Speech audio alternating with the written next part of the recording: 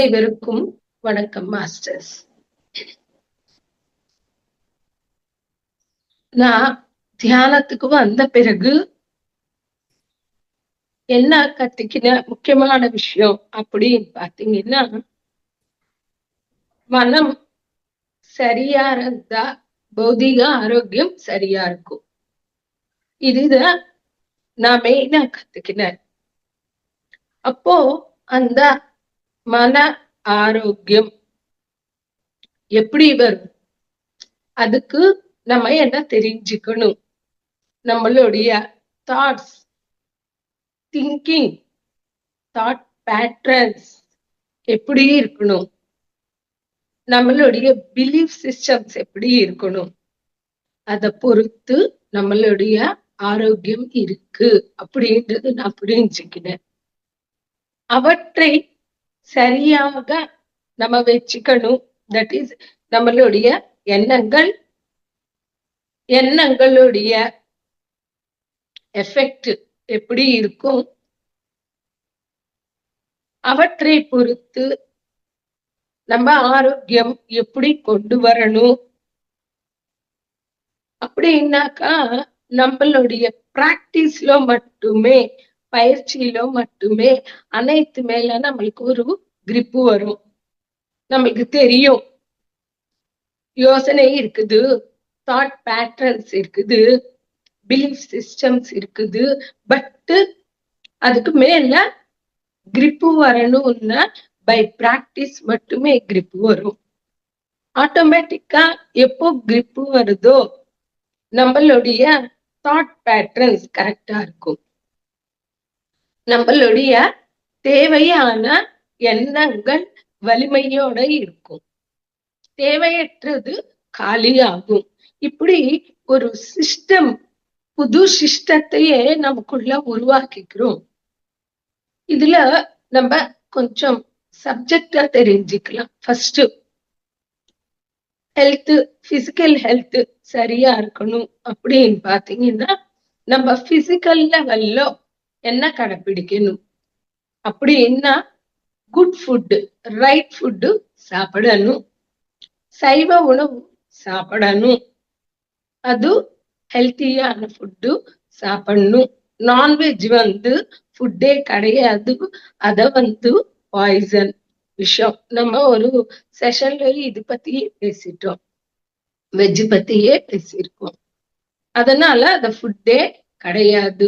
நல்லா veg food சாப்பிடுறதால நம்மளுக்கு சூரியனுடைய சக்தி, சூரியனுடைய ஞானம் கிடைக்குது. நெக்ஸ்ட் பாத்தீங்கன்னா, அந்த இதுதான் நம்ம தெரிந்து கொள்ள போறோம். அங்கதான் சைக்கோசோமேட்டிசம். தட் இஸ் சைக்கோ அப்படின்னா மனதிலோ பிறந்தது. சொமாட்டா மீன்ஸ் பாடி. பாடிக்கு எப்படி ஷிஃப்ட் ஆகி வருது, இது நம்ம தெரிஞ்சுக்கணும். இப்போ இதுக்கு ஒரு 2 உதாரணம் பார்க்கலாம். ஃபர்ஸ்ட், யாரோ ஒருத்தர் நம்மள கொலை பண்ற வராங்க, எப்படி இருக்கும்? கூலா இருப்போமா, பயந்திருப்போமா? பயந்திருவோம். பயத்துல என்ன கொட்டும்? வேர் கொட்டும், நம்மளுக்கு வேர்க்கும். அப்போ பயம் எங்கே இருக்குது? மனதுல பயம் இருக்கு. வேர்க்கு எங்கே கொட்டுது? உடல்ல கொட்டுது. அப்போ எங்கே பிறந்தது? ஒரு ஃபீல், ஒரு எமோஷன், ஒரு தாட், ஒரு டென்ஷன் எல்லாமே மனதுல பிறந்ததால அதனுடைய எஃபெக்ட் உடல்ல இருக்குது. சைக்கோசோமேட்டிசம். எப்போ நம்ம உடல்ல ஃபீல் பண்றோமோ அதுதான் உடலுடைய நிலைமையாகும். இன்னொன்னு கூட நம்ம பார்க்கலாம். நம்மளுக்கு ஜெலசி, பொறாமை வருதுன்னு வச்சுக்கோங்க, அதனுடைய எஃபெக்ட் எங்கே இருக்கும்? அவங்களுக்கு வயிற்று எரியுது அப்படின்னு சொல்றோம். அப்போ வயிறு எரியுதுன்னா ஜெலசி மனதுல வருது. ஆனா வயிற்றுல என்ன நடக்குது? ஹைட்ரோக்ளோரிக் ஆசிட்ஸ் என்ஜைம்ஸ் ஜாஸ்தி ப்ரொடியூஸ் ஆகுது. அப்போ ஒவ்வொரு விஷயத்துக்கு நம்மளுடைய தாட்ஸ், திங்கிங், தாட் பேட்டர்ன்ஸ் அதை பொறுத்துதான் வாழ்க்கை இருக்குது. இங்கே நம்ம பார்த்தோம்னாக்கா நம்மளுடைய பிலீஃப் சிஸ்டம்ஸ் கூட ரொம்ப ரொம்ப இம்பார்ட்டன்ட். இது கூட நம்ம தெரிஞ்சுக்கலாம். இங்கே பார்த்தீங்கன்னா நம்மளுடைய பிலீஃப் சிஸ்டம்ல அவங்க இப்படி, நான் எதுக்கு வேலைக்கு ஆகாதவன், என்னை யாரும் மதிக்கிறதில்ல, நான் இவ்வளவுதான் பண்ண முடியும், உலகம் சரியில்லை இப்படின்னு சொல்லி ஆயிரக்கணக்கான ராங் தாட் பேட்டர்ன்ஸ் வச்சுக்கினே இருப்போம். உலகம் கரெக்டா தான் இருக்கு, நம்மளுடைய பார்வை தான் சரியில்லை, சிருஷ்டியில் குறையில்ல, நம்மளுடைய திருஷ்டியில் குறை இருக்குது. மகான்கள் சொல்றது அதுதான். நம்ம சிருஷ்டில நல்ல விஷயங்கள் நிறையவே இருக்கு. 950% நல்ல விஷயம் இருக்கு, 5% தேவையற்ற விஷயம் இருக்கு. அந்த 5% தேவையற்ற விஷயங்கள் பார்த்து 100% சிருஷ்டி சரியில்லைன்னு நம்ம தீர்வுக்கு வர்றோம் இல்லையா? நம்ம எவ்வளவு ஹாப்பியா வாழ்றோம், எவ்வளவு ஹெல்ப் பண்ணுது சொசைட்டி, எவ்வளவு ஆதரவா இருக்குது சிருஷ்டி, எவ்வளவு கொடுக்குது நம்மளுக்கு, எந்த குறை இல்லை. ஒரு பாடலே வருது, குறை ஒன்றும் இல்லை, எதுவும் இல்லை. அந்த குறை பார்க்கறது நம்மளுடைய மனம்தான். மற்றவங்களுடைய நல்ல தன்மை பார்க்க முடியல, ஓபன் மைண்ட் பார்க்க முடியல, ஹெல்ப் பார்க்க முடியல, சப்போர்ட் பார்க்க முடியல. அதனால நம்மளுடைய திருஷ்டி சரி பண்ணிக்கணும். இன்னொன்று இருக்குது முக்கியமானது, தட் இஸ் லூயிஸ் எல்ஹே அவர்கள் சொல்லுவாங்க, உடல், பௌதீக உடல் மனதுக்கு நிழல் போலவை. மனம் சரியா வச்சுக்கினா உடல் பத்தி நம்ம யோசிக்க வேண்டிய அவசியம் இல்லை, நிழல் பத்தி யோசிக்க வேண்டியது இல்லை யாருமே. அதே போல மனம் சரியா வச்சா பௌதீக வாழ்க்கை, தட் இஸ் உடல் பற்றி அதிகமா யோசிக்க வேண்டிய அவசியம் கிடையாது. அதே போல முக்கியமானது 3 இருக்கு. அவங்க சொல்றது, என்னை நான் நேசிப்பேன். முதல்ல நாம நேசிக்கணும். எப்படி நேசிக்கணும்? நம்மளுடைய plus points, minus points, weakness, பலவீனம், பலம் அனைத்தும் புரிஞ்சுக்கினி அவற்றை நேசிக்கணும். எப்பொழுது நம்மள நாம முழுசா நேசிக்கிறோமோ மற்றவர்களை கூட நேசிக்க முடியும். ஏன்னா அவங்க கூட அதேதான், அவங்களுடைய ஸ்ட்ராங், அவங்களுடைய மைனஸ், அவங்களுடைய பலவீனம், அவங்களுடைய பலம், அவங்களுடைய குறைபாடுகள் அனைத்தும் சேர்த்து ஆக்செப்ட் பண்ண முடியும். எப்பொழுது நம்மள நாம நேசிக்கிறோமோ மற்றவர்களை நேசிக்க முடியும். அதே போல நம்மை நாம் ஏற்றுக்கொள்ள முடியும். எது இருக்குதோ அவற்றையோட ஏற்றுக்கொள்ள வேண்டும். என்னுடைய ரூபம் இருக்கலாம், என்னுடைய பெயர் இருக்கலாம், என்னுடைய டிசிக்னேஷன் இருக்கலாம், என்னுடைய மொத்தம் சேர்த்துதான் நான் அத நம்ம ஆக்செப்ட் பண்ணணும். இல்ல மற்றவங்க கிரேட் நான் கம்மி எனும் போது நாம அக்செப்ட் பண்ணிக்க முடியாது. நான் எதை இருக்குதோ அதோடையே நம்மள நாம ஏற்றுக்கொள்ள வேண்டும். அதே போல எப்பொழுதும் என்னை நான் ஏற்றுக்கொள்கிறேனோ மற்றவர்களை ஏற்றுக்கொள்ள முடியும். அதனால ஃபர்ஸ்ட் நம்மள இருந்து ஸ்டார்ட் பண்ணா அடுத்த மக்களோட நம்ம பர்ஃபெக்டா இருக்க முடியும். மூணாவது, என்னை நான் மன்னிக்கிறேன். தட் இஸ் பெரிய பாயிண்ட். இது மன்னிக்காமே இருக்கிறதுனால நிறைய வியாதிகளே வருது.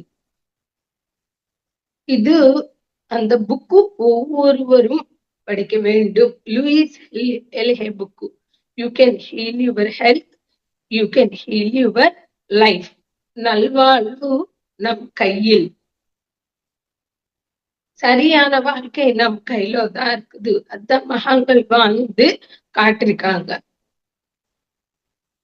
இங்கே எப்பொழுதும் நம்ம மிஸ்டேக்ஸ் செய்யறோமோ அந்த மிஸ்டேக்ஸ் நம்மளுடைய மிஸ்டேக்ஸே நம்ம மன்னிக்கும் பொழுது இங்கே இரண்டு இருக்கு. மிஸ்டேக்ஸ் இருக்கு, ராங் இருக்கு.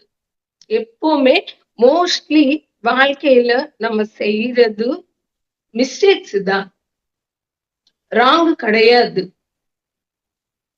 ஒரு ஒர்க் செய்யறோம், ஒண்ணு டாக்கில் பண்றோம், ஃபர்ஸ்ட் மிஸ்டேக்கா சரியா டாக்கில் பண்ண முடியாது.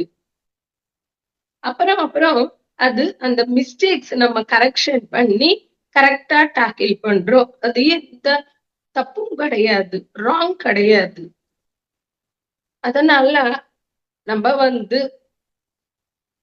நான் தப்பு பண்ணிட்டேன் நினைக்காமலே இன்னும் ஃபைனா எப்படி பண்ண முடியும், எப்படி ஃபைனா டாக்கில் பண்ண முடியும் அப்படி நீ கத்துக்கிட்டோம்னா அந்த மிஸ்டேக்கு நம்ம அடுத்தா பண்ண மாட்டோம். அப்படி பண்ணாமலே நம்ம ஒரு கில்ட்டுக்கு போறோம். கில்ட்டு அப்படி என்பது நம்மளுக்கு நோயாய் இருக்குது. சின்ன சின்ன விஷயம்தான், சூக்ஷ்மத்தில் மோட்சம். எப்போ சின்ன சின்ன விஷயங்களை நம்ம புரிஞ்சுக்கினி கரெக்ட் பண்றோமோ ஆட்டோமேட்டிக்கா அந்த மாட்டிக்கின ஒரு விஷயத்திலிருந்து நம்ம வெளியே வருவோம். அதுதான் மோட்சம். இங்கே அவங்க அந்த புக்ல அருமையா சொல்றாங்க, ஒவ்வொரு வியாதிக்கு நம்ம சில தாட் பேட்டர்ன்ஸ்ல மாட்டிக்கினி இருக்கிறது அப்படின்னு சொல்லிட்டு 350 வியாதிகளுக்கு அரௌண்டா காசஸ் காரணம் கொடுத்திருக்காங்க. அது எப்படி சேஞ்ச் பண்ணிக்கணும் அப்படின்றதுக்கு அஃபர்மேஷன் கொடுத்திருக்காங்க. அஃபர்மேஷன் அர்த்தம் என்ன? அது பிரார்த்தனை கிடையாது. அஃபர்மேஷன்ஸ் அப்படின்னா அந்த அஃபர்மேஷனோட லாபம் என்ன அப்படின்னு பாத்தீங்கன்னா, நம்மளுடைய தாட் பேட்டர்ன் எப்படி சேஞ்ச் பண்ணணும், எந்த வேர்ட்ஸோட சேஞ்ச் பண்ணணும்ன்றதுதான் அஃபர்மேஷன்ஸே தவிர டெய்லி அது ஜெபிக்கிறதுக்கு கிடையாது. நாம என்ன காரணத்திற்கு நான் இந்த தாட் பேட்டர்ன்ல இருக்கிறேன் செக் பண்ணிட்டு அந்த தாட் பேட்டர்ன் சேஞ்ச் பண்றதுக்கு தான் அஃபர்மேஷன் இருக்குது. நம்ம நேர்மையா செய்யணும், ஹார்ட்ஃபுல்லா செய்யணும். அப்போ ஆட்டோமேட்டிக்கா அந்த ட்ரபிள் இருந்து வெளியே வருவோம். இப்போ தாட்ஸ் இது பத்தி பார்ப்போம். நமக்கு ஒரு நாளுக்கு அரௌண்ட் 60,000 to 70,000 தாட்ஸ் வரும். இதுல நமக்கு தேவையானது ரொம்ப ரொம்ப கம்மி இருக்கும். ஒரு 3 to 5% இருந்தா கூட ஜாஸ்தி தான். அதுல அந்த தாட்ஸ்ல விதவிதமா இருக்கும். மெமரிஸ் இருக்கும், எதிர்காலத்துக்கு சம்பந்தப்பட்டது இருக்கும், நெகட்டிவ் திங்கிங், பாசிட்டிவ் திங்கிங் எல்லாமே சேர்த்து இருக்கும் தாட்ஸ். அப்போ அதுல நம்ம தேவையானது எடுத்து அத பத்தி சிந்திப்பதுதான் திங்கிங். அதனால தாட்ஸ் பத்தி அதிகமா நம்ம யோசிக்க வேண்டிய அவசியம் இல்லை. என்ன இன்புட்ஸ் கொடுத்தோமோ அதுக்கேத்த மாதிரி அவுட்புட் தாட்ஸ் இருக்கும். சப்போஸ் நம்ம தேவையற்ற நியூஸ் கேட்கிறோம், கொலை பண்ணாங்க, திருடிட்டாங்க அப்படின்னா அதுக்கு சம்பந்தப்பட்ட தாட்ஸ் தானே வரும் மைண்ட்ல. பட் அப்படி எந்த தாட்ஸ் வந்தா நமக்கு அவற்றை தேவையில்லை, அதை பத்தி கண்டுக்க வேண்டிய அவசியம் இல்லை. நமக்கு தேவையான தாட் எடுத்து அது கிரியேட்டிவிட்டியா இருக்கும் பொழுது, உபயோகமா இருக்கும் பொழுது அந்த தாட் செலக்ட் பண்ணி அது வளர்க்கறது, கன்ஸ்ட்ரக்டிவா அதனை வளர்த்திட்டு என்ன அதை பத்தி சிந்திச்சு திங்க் பண்ணிட்டு அது கிளாரிட்டியா அது செயல்பாடுக்கு கொண்டு வருது. அதனால பகவத்கீதையில எத்பாவம் தத்பவதி, எது எண்ணமன் சொல்லல, எத்பாவம் தத்பவதி.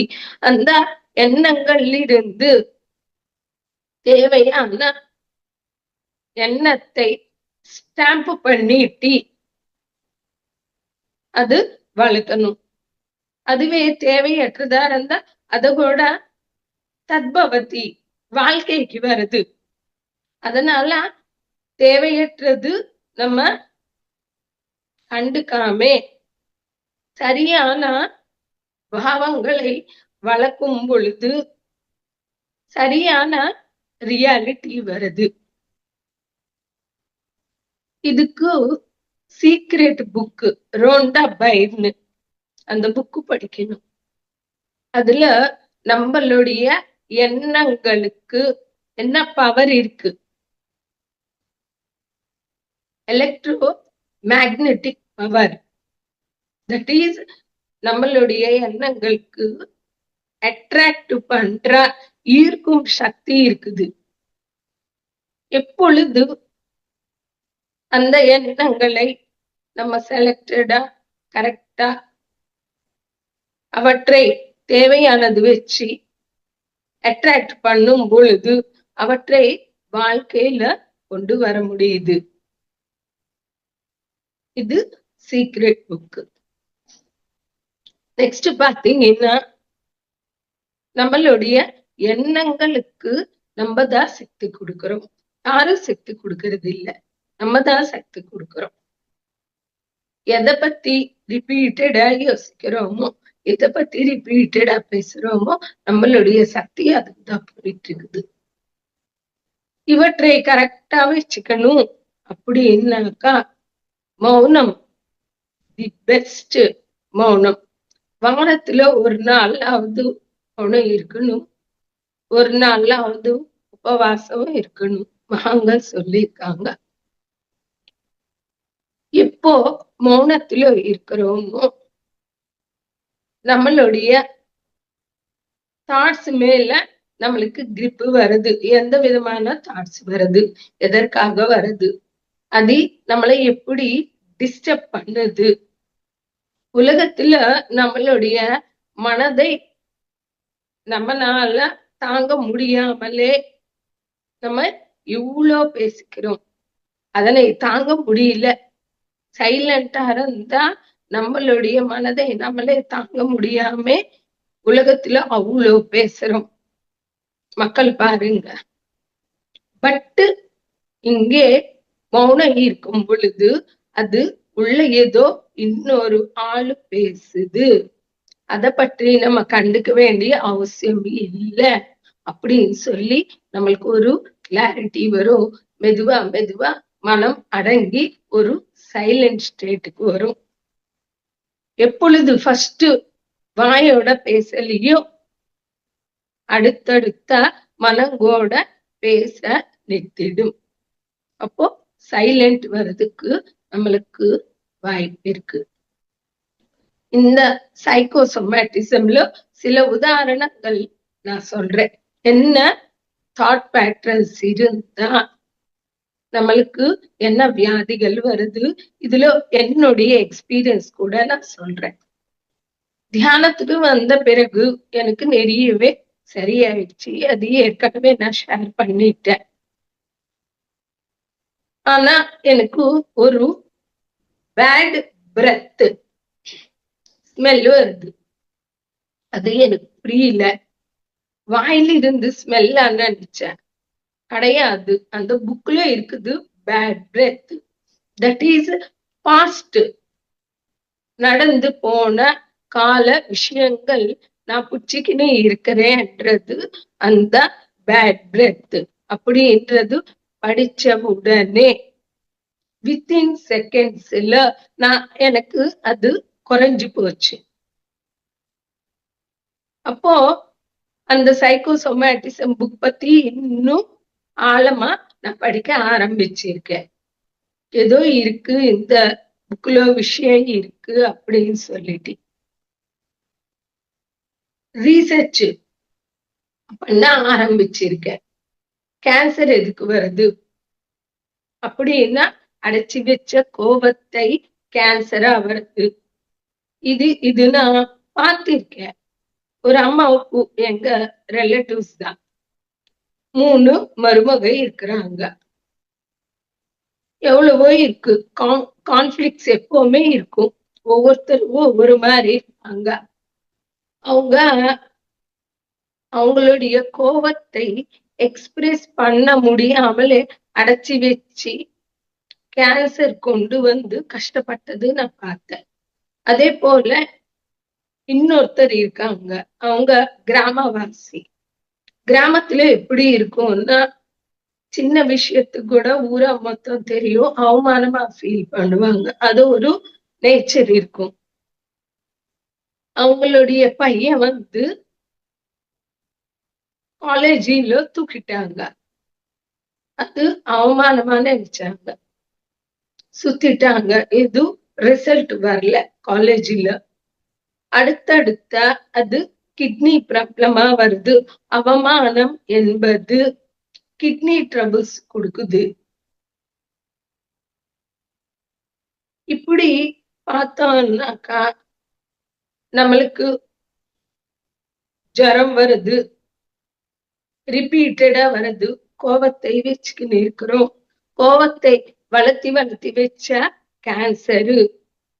அதே போல சிலருக்கு பொறுப்பு, நம்ம பொறுப்பு தூக்குறோம்.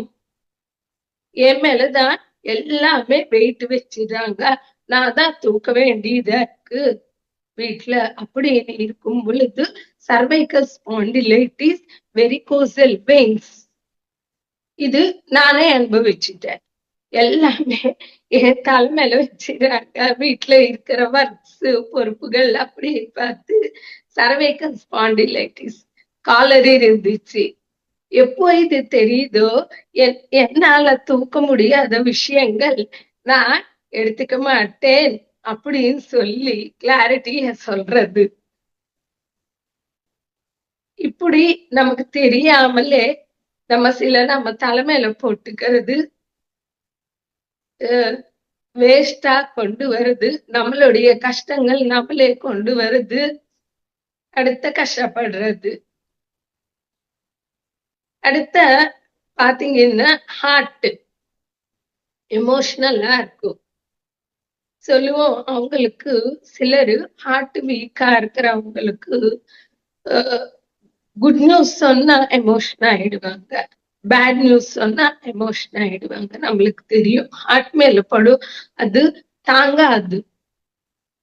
அப்படின்னா ஒவ்வொரு விஷயத்துக்கும் ஒரு ஆர்கானுடைய ரிலேஷன்ஷிப் இருக்கும். அது படிக்க படிக்க நம்மளுக்கு புரிய ஆரம்பிச்சிரும். சைட்டுக்கு என்ன, ரத்தம் குறையுது அதுக்கு என்ன, இப்படி விதவிதமான சிச்சுவேஷன்ஸ் நம்மள எப்படி எஃபெக்ட் பண்ணுது.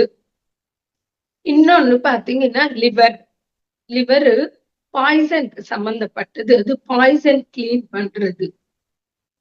நான் இது கூட பார்த்திருக்கேன். மற்றவர்களின் விஷயங்களை ஊத்தி ஊத்தி அவங்க மேல துவேஷத்தையும் கோபத்தையும் வளர்க்கிறோம். அது என்ன ஆகுது, லிவர் டேமேஜ் ஆகுது. இப்படி நம்ம நம்மளுடைய பாடி பற்றிய கேரிங் எடுத்துக்கணும்னா நம்மளுடைய மனது பற்றிய கேரிங் எடுத்துக்கணும். அனீமியா இருக்கு, ரத்தம் கம்மியா இருக்குது, வாழ்க்கையில அவங்களுக்கு பயம், ஹாப்பினஸ் இருக்காது. இது மனதளவுல நம்ம பார்த்து இருக்கிறோம். அடுத்த நோ கம்ப்ளைண்ட் நோ ஜட்ஜ்மெண்ட். குறை சொல்லிட்டே இருக்கிறோம், ஜட்ஜி பண்ணிட்டே இருக்கிறோம். தீர்வு அவங்க இப்படி இவங்க அப்படின்னு சொல்லிட்டு தீர்வு பண்றோம். நம்ம கூட எத்தனை பிறவிகள் ஆகவோ அனைத்தும் செய்து கொண்டு இங்கே வந்தவங்க தான்.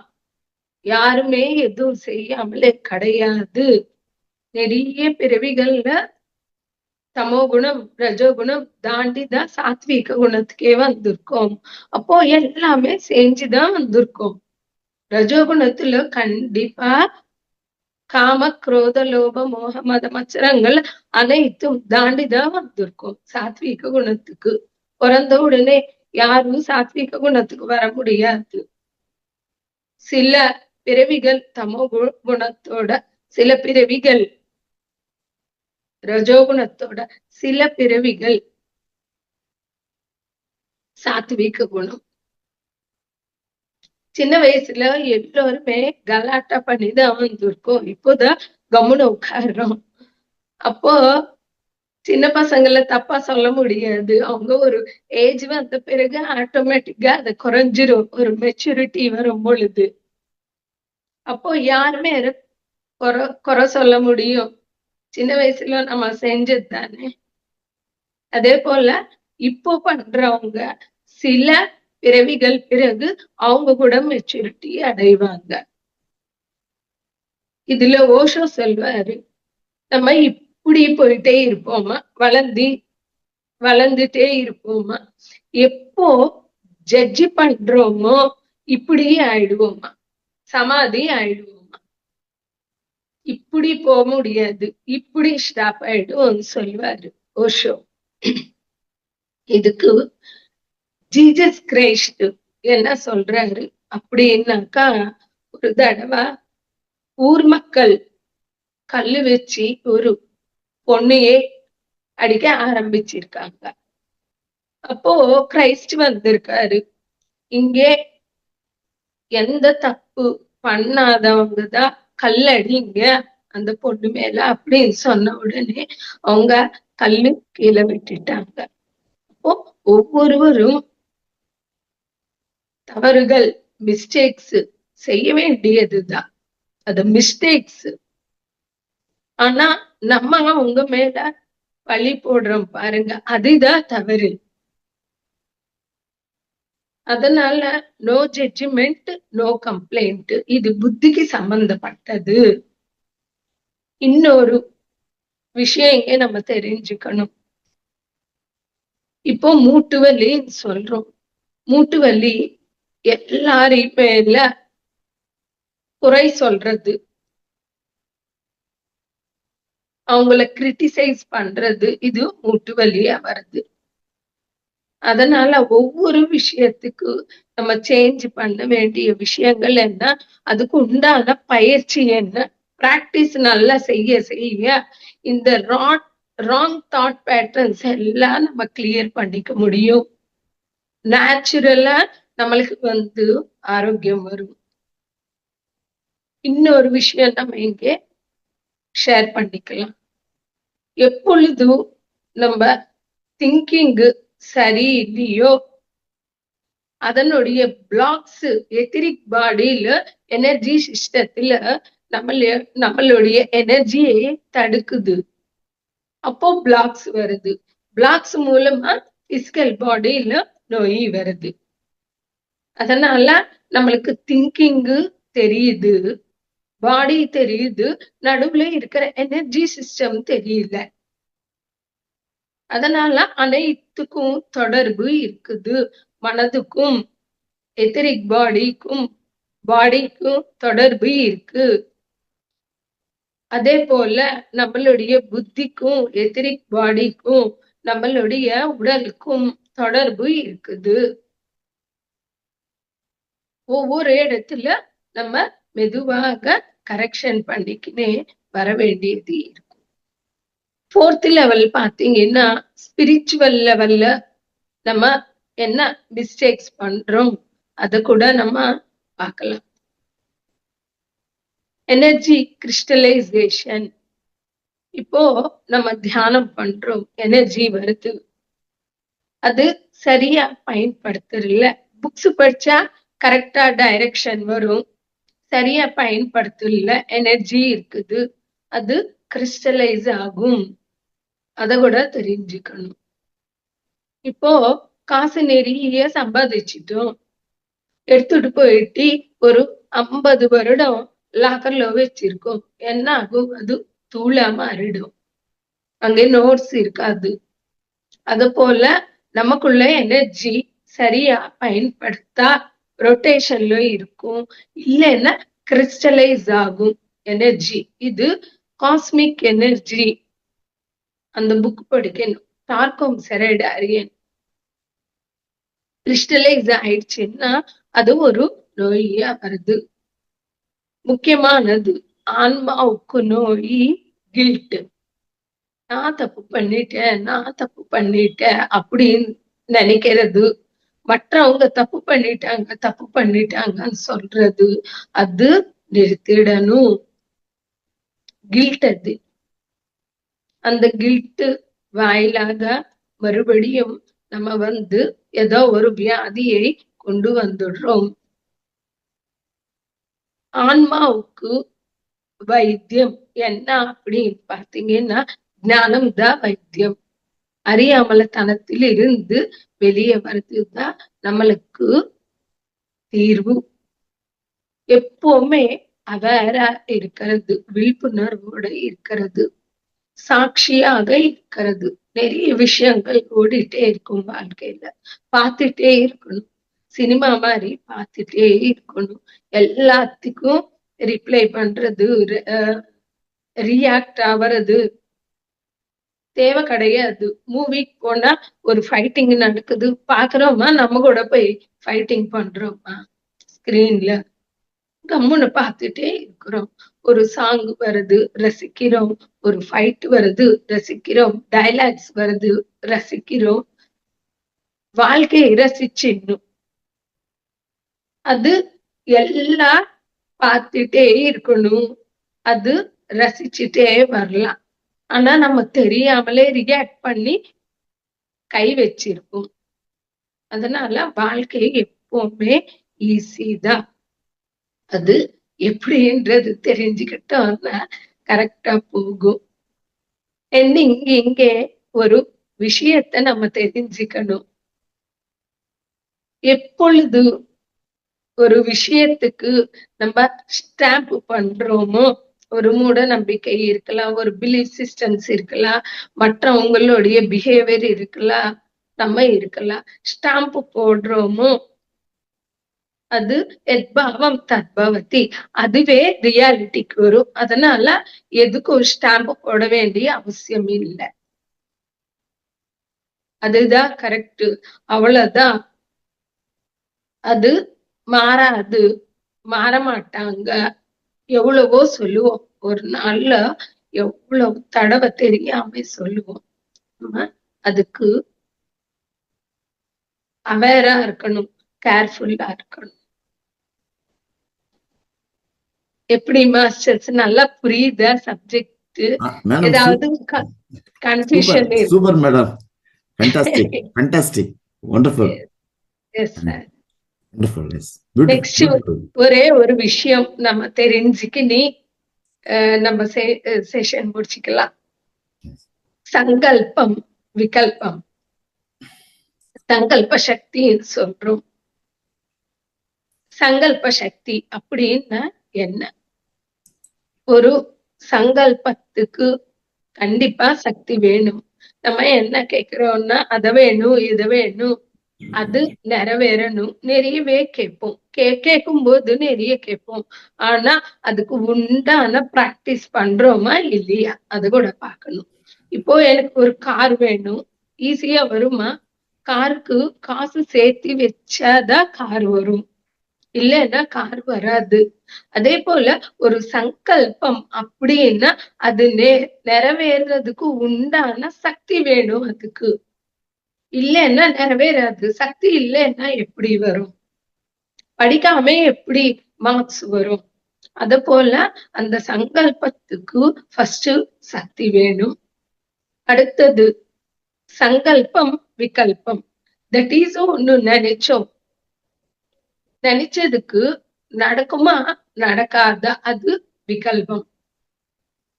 அப்போ ஒரு பாலையில ஒரு துளி விஷம் போட்டா எல்லாமே பாலாயிடும். ஜாஸ்தி தேவையில்லை, ஒரு துளி போதும். அத போல நம்மளுடைய சங்கல்பத்துக்கு விகல்பம் என்ற ஒரு துளி விஷத்தை போட்டு நாம தான் வீணாக்கிடுறோம். அதனால அந்த சங்கல்பத்துக்கு ஒரு ஸ்டாண்டர்ட்ஸ் இருக்கு. தீவிரமா நினைச்சது தீவிரமா இருக்கணும், உண்மையிலே அது எனக்கு வேண்டும். திரிகரண சுத்தியாக நம்பியது. நம்மளுடைய எண்ணத்துல பேச்சுல செயல்ல இத நடக்கும் அப்படின்னு நம்ம நினைக்கிறது. நம்பியது நம்மளும் நடக்கும், இது இது எனக்கு வேணும், இது நடக்கும். அடுத்த நிசிதமாக யோசனை செய்தது. தட் இஸ் இது எனக்கு வேண்டுமா வேண்டாமா, ஃபர்ஸ்ட் நம்ம முடிவுக்கு வரணும். எதுக்குன்னா ஒண்ணு வேண்டும்னு கேக்குறோம், வந்த பிறகு நம்ம அழுகுறோம், இது எதுக்கு வந்தது எனக்கு அப்படின்னு நினைக்கிறோம். எதுக்குன்னா அதனை தாங்க முடியல, தூக்க முடியல. எனக்கு ஒரு ஆடி கார் வேணும் வச்சுக்கணும்னு வச்சுக்கோங்க. எனக்கு ஆடி கார் வருது, ஆனா அதுக்கு ரிப்பேர் வந்தா கண்ணுல இருந்து தண்ணி வரும், அவ்வளவு செலவாகும். அப்போ நமக்கு எட்டாத ஒரு விஷயத்தை கேட்டு நம்மளே கொண்டு வந்து நம்மளே கஷ்டப்பட வேண்டிய அவசியம் கிடையாது. அது எனக்கு தேவையா இல்லையா அப்படின்னு நம்ம செக் பண்ணணும். அப்போ பிரயத்னம் செய்யணும் அதுக்காக. இது 4 பாயிண்ட். ஃபர்ஸ்ட் தீவிரமா நினைச்சது, திரிகரண சுத்தியாக நம்பினது, யோசனை செய்தது, நிசித்தமா அப்படின்னா கொஞ்சம் ஆழமா யோசிப்பது, கடைசியில பிரயத்னம் செய்வது. அப்போ கண்டிப்பா அது நிறைவேறிடும். இது சைபில்லிக், அதனுடைய மாதாமகி. அந்த இதுல இந்த ஒரு சங்கல்பத்துக்கு ஸ்டாண்டர்ட்ஸ் இருக்கு. அதனால நம்ம ஒரு விஷயத்த ஆராய்ச்சி பண்ணி எனக்கு தேவையா அப்படின்னா அதுக்கு மேல நம்ம ஒர்க் பண்ணலாம். இதுக்கு சிம்பிளா சொன்னாரு புத்தரு, சரியான கோரிக்கைகள்னு சொல்லியிருக்காரு. அதனால சரியற்ற கோரிக்கைகள் கூட இருக்குதுன்னு அர்த்தம். Thank you masters, thank you all of you. நீங்க ஏதாவது ஷேர் பண்ணணும்னா ஷேர் பண்ணுங்க, நாங்க கேட்போம். எங்களுடைய ஆன்மாவுக்கு அது உணவா. சொல்லுங்க மாஸ்டர். தேங்க்யூ.